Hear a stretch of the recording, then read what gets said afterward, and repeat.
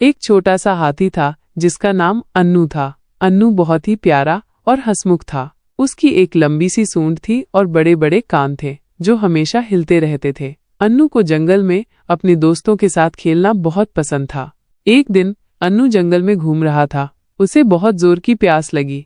वो पानी की तलाश में इधर उधर देखने लगा। थोड़ी देर बाद उसे एक छोटा सा तालाब दिखाई दिया। अन्नू खुशी से दौड़ा और तालाब के पास पहुंचा, लेकिन तालाब में पानी बहुत कम था।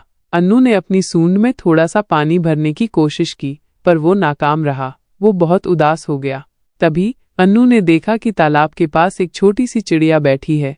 चिड़िया ने अन्नू को उदास देखा तो वो बोली, क्या हुआ अन्नू, तुम इतने दुखी क्यों हो? अन्नू ने चिड़िया को अपनी प्यास के बारे में बताया। चिड़िया थोड़ी देर तक सोचती रही और फिर बोली, मेरे पास एक आइडिया है, हम सब मिलकर इस तालाब में और पानी जमा कर सकते हैं। अन्नू और चिड़िया ने जंगल के अपने सभी दोस्तों को बुलाया। हाथी, बंदर, खरगोश और बहुत सारे जानवर तालाब के पास जमा हो गए। सबने मिलकर पानी जमा करने की कोशिश शुरू कर दी। हाथी अपनी सूंड से पानी लाता, बंदर पत्तों में पानी भरकर लाते और खरगोश छोटी छोटी नदियों से पानी ढो ढो कर लाते। धीरे धीरे तालाब पानी से भर गया।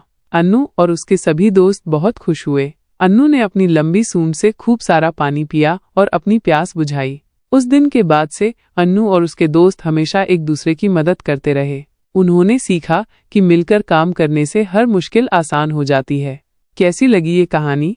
आप कमेंट करके ज़रूर बताना और हमारे चैनल को भी सब्सक्राइब और वीडियो को लाइक कर देना। उम्मीद है ये आपको पसंद आई होगी।